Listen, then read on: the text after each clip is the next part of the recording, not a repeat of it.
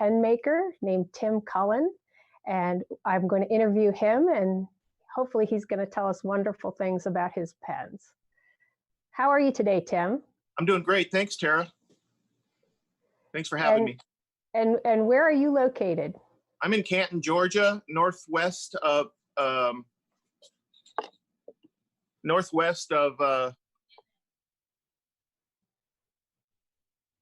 Atlanta? Tim? I think we lost Tim. I think we lost him. All right.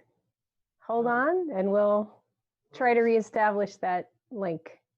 Do we need to get off and Well, I'm checking right now. reestablish? I'm not sure why he dropped off. Sometimes things happen when you have long distance calls. Well, I will say while Rob is trying to work on that, we are going to have chat open once we get Tim back on here, and you can chat and send in questions.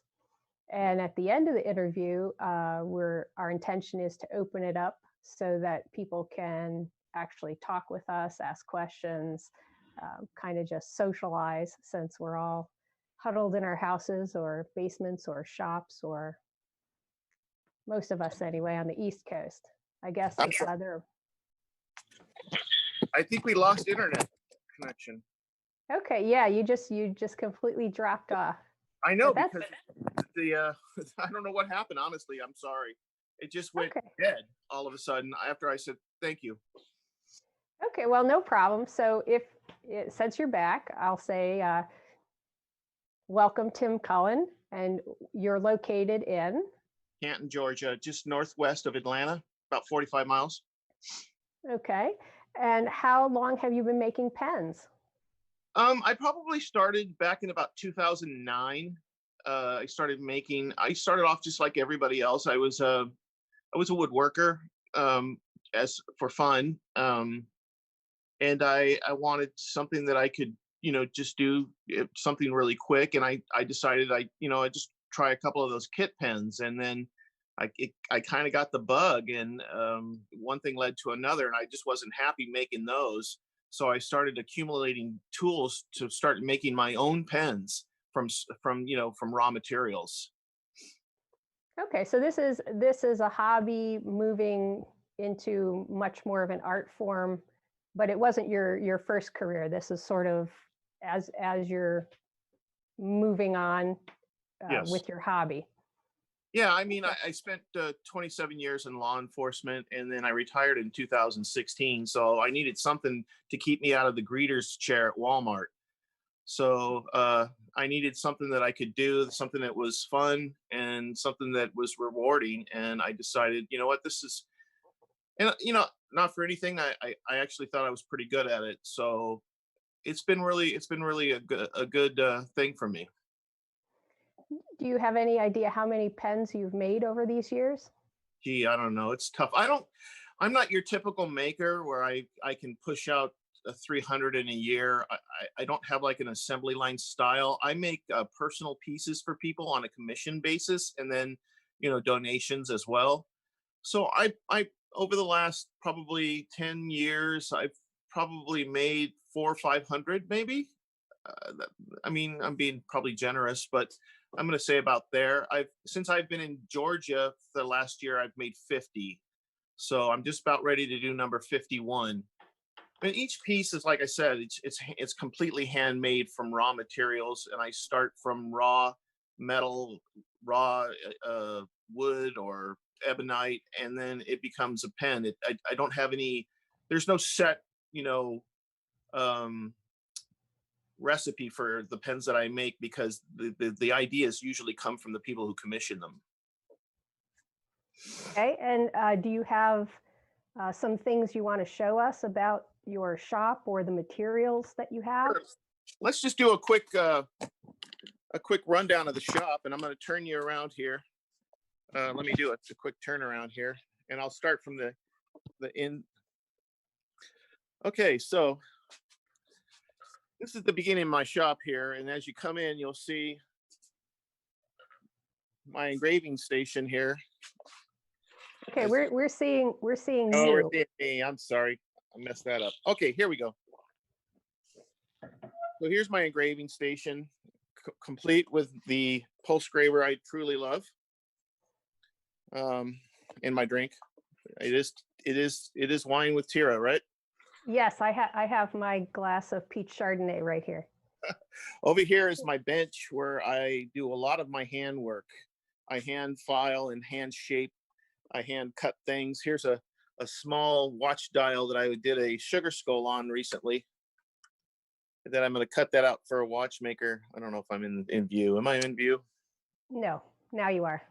Yeah. So that I got to cut out, send to him. But some of the pens that I'm currently working on, this one here, this is a very interesting pen.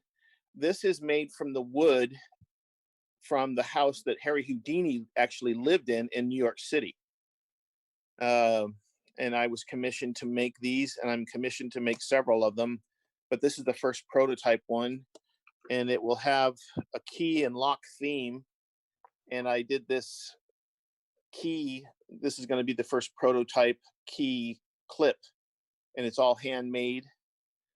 Other things that I'm working on, of course, I do my cancer pens. This is one right here, and I hand make every one of these for people who are going through cancer or family members who are grieving a cancer victim. And I do these as a donation, and I engrave each one of them for the people who are getting them. And there are other things over here. I set up a set of materials for you guys to show you the type of materials that I use in making a pen. I use Damascus steel, Mokume Gane, which is a type of Damascus, but using nickel, silver, bronze, or copper, and it's folded just like Damascus steel is. Damascus is folding and layering different types of steels, and Mokume is folding and layering non-ferrous metals like nickel, silver, bronze, copper, brass. I use bronze as well. And all of this is how this stuff starts out as, it's just raw materials. You know, you can get it at any metal supply store. I also use a lot of natural materials like mammoth tooth. And that's a piece of mammoth tooth, 600,000 years old. No mammoths were hurt in the gathering of this material, by the way. Just want to make sure. I'm glad. I was worried. Yeah, I use buffalo horn. This is the water buffalo style horn, not bison. I use musk ox. And this one's a hybrid blank where I've sunk the musk ox in resin. I have that custom made for me, but I also have them in solid form as well. Used by a lot of knife and gun makers for handles and such things, but I actually was the first person to ever make a custom musk ox pen. Other things that I use is, you know, very good wood. This is cocobolo, really, really nice stuff. You have snake wood. Snake wood's really nice, very difficult to work with. And then some things that you don't see, like sequoia burl, which is really kind of cool looking. And orange heart burl, which is another one you don't see very often. I use them, you know, a lot of different resins, vintage celluloids that they don't even make anymore. Stuff that's really, really hard to find. Ebonite, which is hard rubber. And another thing that I specialize in, and I hope I'm not being too long-winded, is I specialize in culturally historic and historic pieces. So I use a lot of pens, make a lot of pens from wood with historical significance, like this one from the George Washington tree. This piece of wood is where George Washington planted 13 trees along a road there in Virginia, so his mother and his sister could walk in the shade. And the last one was taken down in the 1920s, and this is a piece of that wood. He actually hand planted them himself. And then I also have the Shawshank tree from the Shawshank Redemption. As you can see, so there's just so many things that you can use to make a pen. The material list is endless. And part of what I do is I engrave a lot of my own work. I engrave my own work. So here's like a test piece for a clip that I decided that I'm going to do in the future. engraving has really stepped up my game a lot. And then I go to my machine room and I have, you have sanders, you have small mills, because the only thing I really need to mill is small parts. So I use small mills, wood lathe, vintage metal lathes. This is from the 1950s. And then this one here is from the 1980s, made in America, both of these lathes. So this is pretty much where I make everything. Anyway, that's the kind of a shop tour. Hope I have to say you got a lot of tools, which is very cool, but it appears very clean, which is really nice.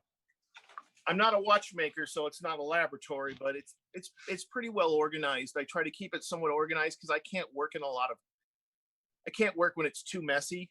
So I clean up after myself pretty regularly, just so I don't get, I can't work, like I said, with a lot of, debris and stuff. So I try to keep it pretty clean. Do you have a favorite material to work with on your pens? Not really. I mean, the thing I like to do is to challenge myself. I like to challenge myself and to work with things that a lot of other people won't work with. I've probably made as many pens out of metal as I've made out of wood. I don't discriminate because one material is easier or more fun than the other. And usually, what happens is my mind is made up for me by the person who wants the pen. They'll tell me, I want this piece to be wood. I want this piece to be, vintage celluloid, or I want this piece to be made from ebonite. And then they give me their parameters, how long they want it, how big they want, how wide they want it, what type of nib, what type of clip, what material metal. And then I just kind of build it from there. And do you do like fountain pens or roller pens or any, it depends on what the customer wants?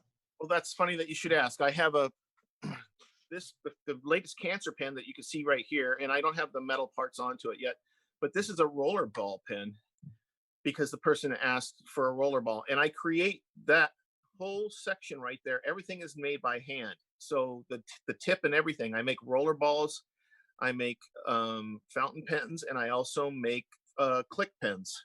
I can make all three the style of pens that are used today. So this is a fountain pen, obviously, made with vintage celluloid. Where do you get vintage celluloid? Well, the thing is that it's hardly no longer made anymore. Only some of the big makers of proprietary pens like Mont Blanc, and they don't even use celluloid, but I'm saying the big names, they'll make it in-house for themselves. But as far as having it for small market or independent makers, it's no longer manufactured anymore. There are two types of celluloid. There were the original nitrous celluloid, the stuff that would deteriorate or light on fire if it was too hot. And then there's the celluloid acetate, which is what they made Kodak film out of. And that's the more common one. This one right here would be the celluloid acetate. Now, I've worked with both types, and I have both types, but this was vintage 1930s French-made celluloid right here. And so where I get it is I find it from people that, have stocks of it left, and they're selling it. And it sells at a premium, actually. A simple rod of celluloid, enough to make a pen, could be $45 to $50 or more, depending on how rare it is and how coveted it is. They go anywhere from about $20 to $50 if you can get it. Okay. I know that we have a bunch of pictures of your work. Sure. So Rob will work on getting some of those up, and then you can talk us through the pictures. Yeah, I just want to mention. Oh, do we have a? I noticed that on Facebook, it was David Holloway's captions that posted with the announcement that Tim Cullen's video is starting. I'm putting out some messages and stuff like that to try to deconfuse things, but if we get a little bit of confusion going on here, that's the okay. reason. Okay, well, we're definitely on with Tim. And Rob is working on getting the pictures up. Oh, that is the Houdini pen that I'm currently working on as a commission piece. So we all know Houdini was a famous escape artist back in the early 1920s, and died of I think his appendix ruptured during him going into sinking into the water grave or whatever they called it. I don't know. I don't remember what they called it, but he lived in a house in New York City, and the person that I'm doing this commission with acquired this wood during a renovation of his house recently, and he reached out to me and said, can you make me a pen, and we want to make it a theme, a Houdini theme. So I thought Houdini was always, he was tied up with chains and locks and things like that, a lot of old style padlocks and large chains and things. So I thought, what would be perfect than to have an old style key as a clip, and then out of bronze, which was most of the old style ones were made from. And then on the finial, I'm going to engrave the finial with a keyhole, and then I'm going to add the address on the ring where he lived, where the residence is. But I'm thinking that kind of captures the whole theme. Nice. Okay, let's try the next one. That's the cancer pen that I just talked about. So a year or two ago, I was approached by a group of people that asked me if I would make a custom pen for a lady who was suffering from cancer. She was well known in the pen world, and she actually was part of the Denver Pen Show. They asked me if I would make it, and they were willing to pay me, but I said no. I would love to do it, and I'll do it free of charge. I ended up delivering that pen a year ago today, which is odd. It came up on my Facebook feed, and sadly she passed away about a week after she got the pen. But I've been able to make a few more since then, and with great results. A lot of people have gone into remission or already in remission that I'm currently making this one for. It's very nice that you're doing that for people. I'm sure it really brightens their day to get such a lovely gift. It's no cost to them. I just want to see if it makes them happy. That's my hope. And every time they use it, it symbolizes maybe a fight won, hopefully. That's why I always write hope on every ring. That is one of my latest pens, just an engraved nib. I'm the only one, I think the only pen maker in the world that hand engraves his own nibs. There's others that have their nibs hand engraved, but I hand engrave mine, and then every nib that I have that has my Hooligan H on it is hand engraved by me. Okay. So this is the Christmas giveaway. Every year for the last 7 years, I've done a Christmas giveaway pen.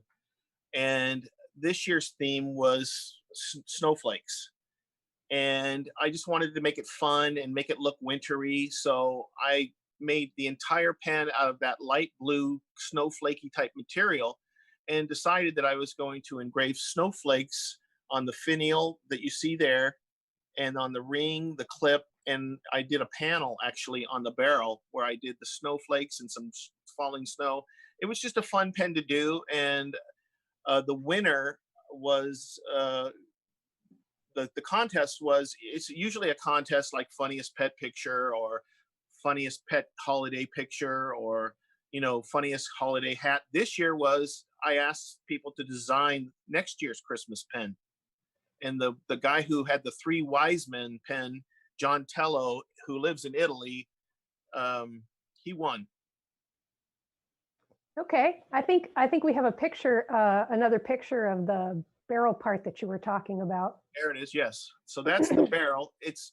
Now, if you remember, I showed you earlier the solid bars of steel and everything. That was once a solid bar of 3/4 inch 416 stainless steel that I milled and turned and then finished and then hand engraved. So I create my own canvases basically to engrave. And do you like the 416? Yeah, it's my favorite actual material. Stainless is my favorite material. 416 is my favorite to engrave. It seems to be the best, and for me, the easiest. Now, I've been told by a few people that they love to engrave all types of things, but for me, I found that it seems to suit my capabilities the best at this time. Let's go to the next one. Oh, an even better shot of it. So you can see that, you know, the randomness of where the placement is. I just didn't have any rhyme or reason when I drew up the snowflakes. I was ready to put them. I just blindly put them in spots. So you could have two together in a spot and one farther away. And there's about 5 to 7 of them on there with the little snow flurries coming down between them. I wanted to be as random as possible. So this is just a design of a clip that I have plans to possibly do in the future. One of the things, as being a new engraver, or I wouldn't say I consider myself an intermediate style engraver. I'm not by any means a master or highly proficient like you are, or like some of the other guys are. So I'm just getting my bearings set on, you know, design and drawing. And the biggest thing that I get from most of the people that have taught me is that drawing is going to be your salvation when learning how to engrave. Because if you can design it, you can cut it, basically. And if you want to elaborate on that, that'd be great. No, I was just, it's very cool to see your designs. And I was thinking that maybe one of these years you should have a contest for people to design one of these. What is this part called? It's not the finial. That's your clip. That's your pen clip right there. The clip. So you could have all sorts of people designing the clip for you. See which one you like. That would be great. So this is just a backbone scroll that I started. That I'll end up adding the leaves and, you know, the to get rid of the dead space. But that's how it starts, I guess, with any engraving. Is you start with your backbones and then you move on from there. But I just wanted to show you how it relates to a pen. So that there is the 25th anniversary Shawshank Redemption pen. That is made from the actual tree in the movie. The movie tree is actually in Ohio. It's in a farm, the Dees family farm in Mansfield, Ohio. The film was not really made in Portland, Maine. So the family that owned that land, the tree was struck by lightning or something, and it fell a number of years ago. And they cut the parcels up and started selling it to woodworkers, turners, artists of all types. I actually met the owner of the farm, Dan Dees, and he was able to get me some of the best spalted wood for that pen. And I think it really, really highlights the pen with the difference in that the wood is just amazing on that pen. But as you can see, the theme, of course, was Andy Dufresne and the preference of the movie of him going into prison and then escaping, going into prison as a bad person and coming out a better man. And right there at the clip, you can see I hand engraved him tunneling through the walls of the prison. It's a beautiful pen. So this one here is the Blackbird pen. I got a commission from a lady that said she wanted something to do with blackbirds. And I thought, you know, what could I do? And I thought, wow, you know, a lot of the cool pictures. It's funny. I have a funny story. I was just in a restaurant the other day with my wife, and the waitress had this exact same thing tattooed on her. I think it was her arm or something, with these several flying blackbirds in a succession. And it's funny that I had already done this on a pen, so it's not uncommon to see this blackbird theme. But I think it really sets the pen off. I think it's something that you don't see every day. This was one of the pens that was, along with the Shawshank pen that was in my latest interview article in Pen World magazine, which was in August of last year. And what is the material on the bottom of that? That is remember I showed you the hybrid muskox with resin? Okay, That's I was wondering if that's what that is. I started making those pens about 7 years ago, and they've been really popular for me. It's very different. It's striking, the color with the lighter muskox there. It's a beautiful material, and it's really, when it's polished, and I know you've seen it on knives and guns and that you've engraved, so you know what it looks like. But on a pen, you get to see it on a kind of a 360 type thing, and you can see the differences, especially when it's like it's a rough cut or a natural cut, and to see it sunk in resin, it really gives it a different perspective than if it's all polished and filed. And you know what I'm saying? Yeah, it's very cool. Yeah, I love it. That was another commission that I did, and that is actually a very, very cool pen. The idea of it, I hope you guys like it. That is actually the wood from a Civil War hospital floorboards, where they did in Gettysburg. They did amputations there. In fact, General Sickles, that ended up being a U.S. senator, he had his leg amputated there after he was hit with a cannonball. So if you could see some of the staining at the bottom there, that is actual blood staining on that wood. But that is the actual wood from the floorboards of that. Eventually what they had to do, because the blood would pool up so much, is they drilled holes through that floor to allow the blood to escape. It seems really kind of eerie, but it is a historical pen. And the reason that I enjoyed making it is for that fact. The clip on there that you see that looks like a cannon is actually made from cannonballs and muskets, and the nails from the floorboards all smelted together. I had that smelted together, and then I hand engraved the finial and the ring, as you see there, with the dates and then the name Gettysburg on there. I had no idea you could buy these types of historic wood products to be able to make some of these things. You really can't. There's very few people that have it. I've just been fortunate that I don't want to say, when you build your name, you get the opportunity to work with things that hardly anybody gets to work with. And definitely you do. And it's just very cool. I mean, I've been very fortunate. I've made pens out of the USS Constitution. I've made pens out of the USS Missouri. I've made pens from the Philadelphia, in Philadelphia. I've made pens out of all types of materials, historic. And recently, my recent one was, I've made one from the movie set of the Titanic, the floorboards in the movie where they filmed the movie, where the ship would they would mechanically move the ship up and down. I recently made a pen from that's going to be a donation pen. That's the engraving for the Shawshank 25th anniversary pen. It's just a rock hammer and the 25. That pen was actually featured during the 25th anniversary, and it was shown at the 25th anniversary in Mansfield, Ohio, when all the makers of the film, and they had a big celebration. And that was actually, they featured my pen inside the movie theater where the film originally premiered in 1994.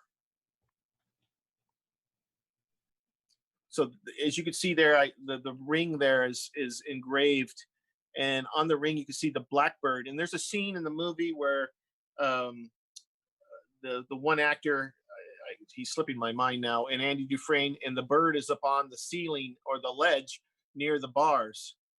And one of my things is I wanted to make the bars look a little bit more, dreary, or, I didn't want to make them straight lines. So I wanted to give them more of a macabre feeling. And so that's why I gave them those, more edge, or more, less straight, and more of an organic look. and then the blackbird behind it.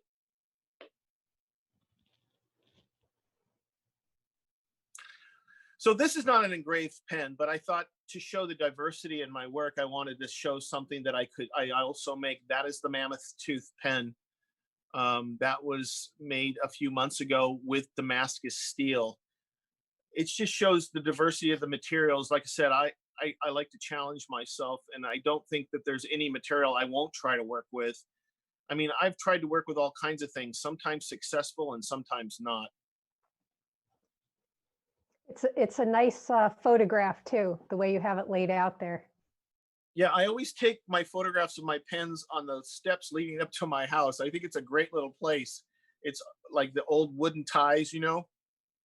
And then depending on what type of season is, I can put, you know, the fall leaves or the winter leaves, or, you know what I'm saying? And it just kind of gives it that look. That there is the pen that I made. It's another commission. It was the pen that I made from a piece of purple birch that was on the land of Teddy Roosevelt in Oyster Bay, New York. So that is an overlay made of nickel silver that I it was a flat sheet of 26 gauge nickel silver that I hand cut with a jeweler saw. And then I turned around and I soldered and engraved the likeness of Teddy Roosevelt and oak leaves, with a cluster of oak leaves surrounding him. And then the number 26 at the top, because he's our 26th president.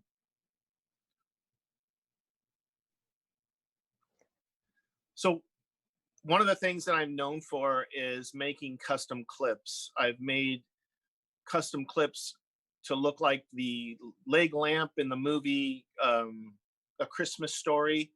I've made them to look like a cannon. I've made them to look like knives. I've made them. This was actually supposed to be for one of my Civil War pens, and this is a Civil War style, you know, a sword. And I haven't used it, but I just wanted to show you the levels that I'll go to try to make a clip. There's another picture of the purple birch with the overlay that I hand cut and hand engraved and turned around. And well, there's the leg lamp. So that actually, the wood rings that you see there are actually the wood from the house where the movie The Christmas Story was made. It's the actual siding of the house. It's really soft wood. So in order for me to get some structural integrity, I made small rings, and I you know, obviously I put them in between the green, so it'll give it a little bit more structural integrity. And then I engraved the entire ring, the clip, and the finial with the theme. I think the ring says Fragile, or I engraved Fragile on the ring. So that's the watch dial that I just finished engraving. I'm going to cut that out and send it to the guy. That's just a sugar skull, and he's going to place it on top of another watch dial. I think he's probably going to solder it or something. But I just did that for fun, you know, to keep up my skills, because the thing with pen making is that pen making takes up a lot of my time. So I'm not always engraving. So the most important thing is to stay, you know, it's a perishable skill, obviously. And if you don't continue it, you'll lose it. So I try to engrave and practice and get as many things in that is applicable to the work that I'm doing. And I know that if a client has a particular idea, you're going to help the client. Do you ever just wake up in the middle of the night with ideas for pens, or how does that come about? All the time. And I'm sure you do the same thing. I'm always floating ideas. I'm always telling my wife, you know, I want to make this, I want to do that. And she's always pulling the balloon string straight down, going, but you have to get this one done, you know. But if left to my own devices, I'd have like 40 to 50 going at a time. There's so many things I want to do. There's so many pens I want to make, but there's only so much time in a day. And when you started with the pen making, how long ago did you start with the engraving? Was that kind of at the same time, or not really at the same time? It was a number of years later. My mentor and David Broadwell, he has his pens in groove. David is also a well-known knife maker and one of the best pen makers that ever lived. And he does a lot of organic pens, and his pens are engraved by Ray Cover. And he was the one that suggested maybe that I should take a class.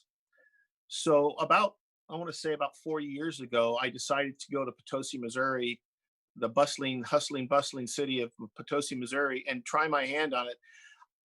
I honestly, engraving is a very, very difficult thing to do. And if you're not all in, if you can't just a little bit do it, you've got to really want to be an engraver to engrave it. Unless you're some,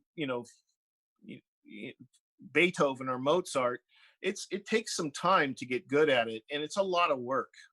But I decided, you know what, I want to bring my work up to a higher level. I want to give people something that's very personal. And I thought the best way to do that was to learn to hand engrave. Well, Ray is definitely a great teacher. He is. He's an absolutely a phenomenal engraver too, as well as you are, and many others that I've learned from.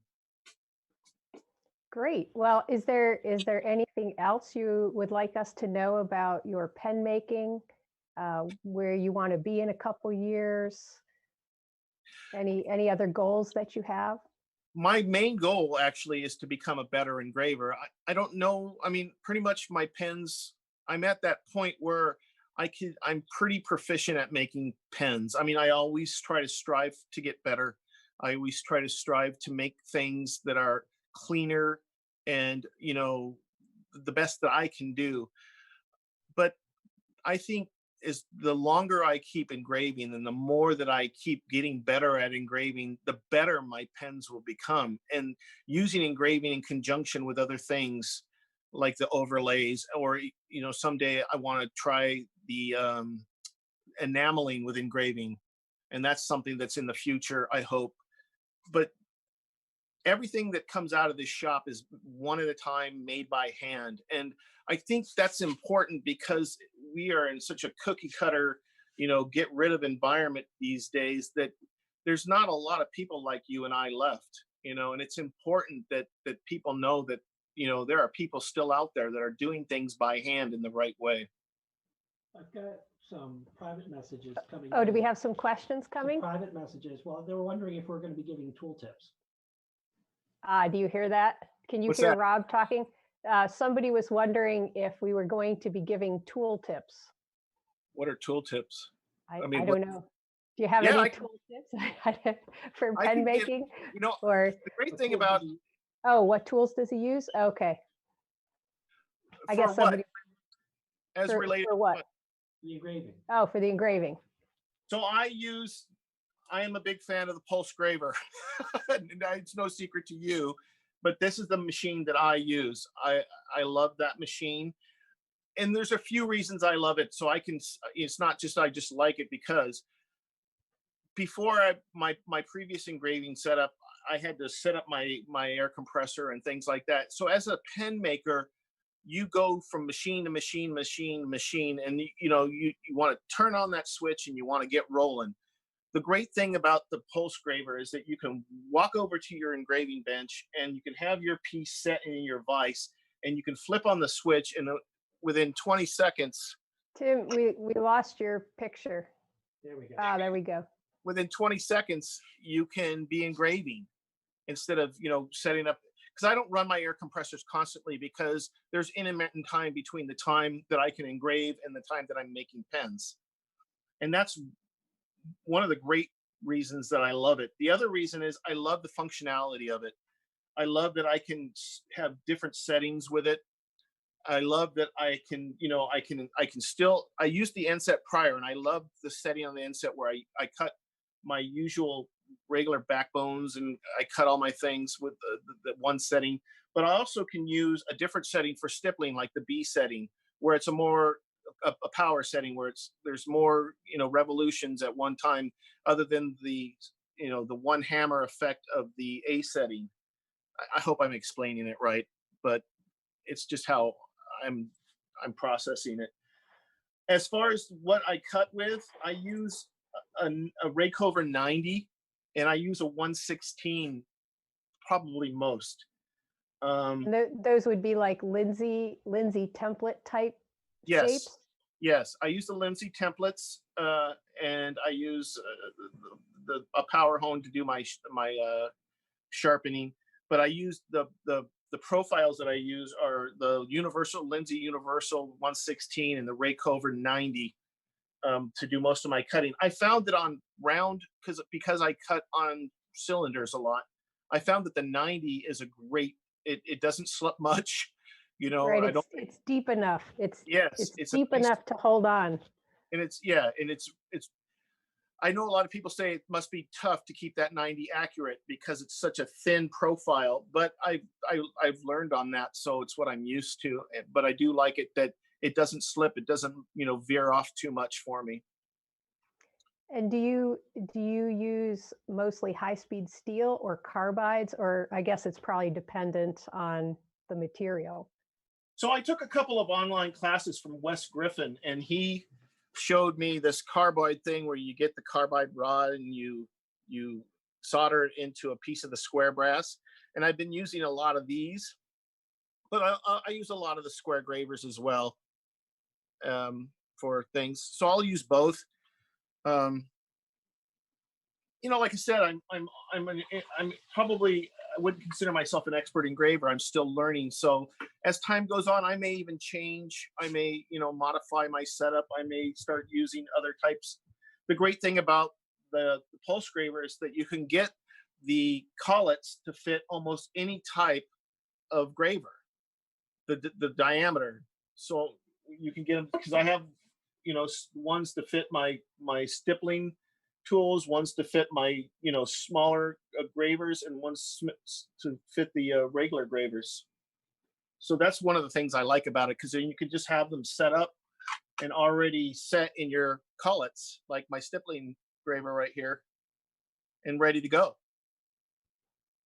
Now, do you ever cut on non-metals with those? Do you ever do, like, I don't know, cut through wood or cut through some of those other acetate type materials? I do. I have. One of the things that I'm trying to develop is I like the abalone inlay, and it's a really difficult thing to do, because at that small of, minute work, it's difficult. But the pulse graver or the graving helps me create the background where I can create the canvas for that, and I can cut the recesses out to put those in. But like the pockets. The pockets. It's just like any kind of inlay, unless it's just not metal. I'm using, instead of metal, I'm using abalone, thin cut abalone sheets. So that's one of the things I've been working on for a while now. I haven't quite got it right yet, but I'm getting there. And you can actually cut and engrave wood. I've done it too. It's not something that I usually do, but you can do it, and it works well. Okay. Is there anything else that you would like us to know about your pen making? I think that's pretty much it. I just love what I do, and I feel fortunate that I have this ability to do it, and I thank you for giving me a chance to share. If people want to get a hold of you, what is your Instagram, your Facebook, your website? I'm a word of mouth type guy, and it's funny. I don't have a website. This is more of a labor of love for me. So you can get a hold of me either through Tim Cullen on my Facebook. I'm just Tim Cullen. You'll see a lot of my work there. You can also find me on Instagram at Hooligan Georgia, or I also have a page, Hooligan Georgia page on Facebook. I also have my Hooligan Georgia Cancer Pens Facebook page as well. So if you want to get a hold of me, you can get a hold of me on those two sites, Instagram or Facebook.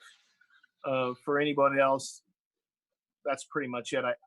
I think someday I might have a website, but I haven't really needed one yet. I stay pretty busy. Well, and you can show your work really well on Instagram. Yes. These days. Yeah, Okay. I'll be honest with you. Social media has made me what I am today. I'm not saying I'm anything, but as far as the ability to show your work to a vast number of people, because I have sent my pens all over the world, and that's because of social media. I mean, I have pens going to France and England and Nepal and Taiwan and South America, and it's kind of cool because those are places that I never would have dreamed of had the advent of social media not be there. So Do we have any questions or anybody out there? I just posted the link to invite Oh, other for people to in. join us. Okay. If someone wants to get a hold of me, I'm pretty easy to get a hold of. Tira at engraver.com. Engraver.com is my website. On Instagram, it's Tira.Mitchell or PulseGraver, and engraver.com on Facebook as well. So we'll see, Tim, if anybody wants to jump on the call and talk to us. And if not, we can enjoy our beverages together. Yeah, that's great. That's been really great. Thank you so much. What, hon? What's his favorite beverage? Oh, yes. What is your favorite beverage? What do you have there today? Well, actually, it's just lemon water because of my recent kidney stone problems. Oh, yes. Yeah. I'm laying off but if I had a favorite beverage, I am a really big fan of stout. Oh, Huge really? fan of stout. Yeah. Oh, yeah. What's your favorite one? Founder's Breakfast Stout.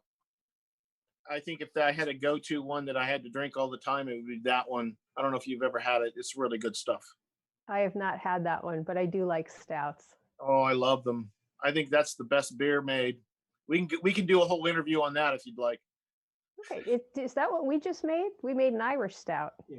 Yeah, we made an Irish stout recently. Was And it that's oatmeal or milk stout or what? Was it an oatmeal or a milk stout? I think it was coffee. Coffee. It was Ooh. What happens is Rob and I make quite a bit of wine. In fact, this one here, this one is apricot peach Chardonnay. Wow, cool. Okay. But my husband also likes to make beer. And what happens is when my son comes to visit, they tend to make the beer. So it's a long process. I've done it a few times actually. It's a pretty, if he does it like from the grains, mixing of the grains and then steeping it and all that. Well, we buy a kit. We're at the kit. We're at the kit stage. We're not at the actually plucking the grapes or harvesting the grain. But I don't know why, but it tends to be that the beers are the men, and then of course when we get to the wine making, it's kind of the whole family. We usually plan it around things like Thanksgiving when we know the kids are going to be home, so that everybody helps bottle and everybody. My kids aren't so thrilled. There's so many great breweries in America now. I mean, every state has their great breweries. We have some really good ones around here in North Georgia. Of course, you guys have Yuengling up there in Pennsylvania, the oldest brewery in America. Yeah, they have great tour. Yeah, it is awesome. Have you ever been up here? My mother was born in, which they're from Pittsburgh. So yes, I have. I've been up in Pennsylvania several times. My family is from there, my mother's side. My dad's side's from Kentucky. I'm not bragging, but anyway, but I do love Pennsylvania. It's a beautiful place. It's really nice. But there is some great breweries here and everywhere. And when you go to shows and stuff, you can always find a great brewery somewhere near there that's serving a really good, concoction that they've created. Anybody jumping in with us? No, huh? No, I think. Okay, well. I think Friday afternoon is people are finding other things to do, or at least they're shy enough where they don't want to place the phone call. Okay, well. I hope I didn't bore. No. So we're gonna end up the interview part, and I'll hang out with you, Tim. We'll just hang out together. That's cool.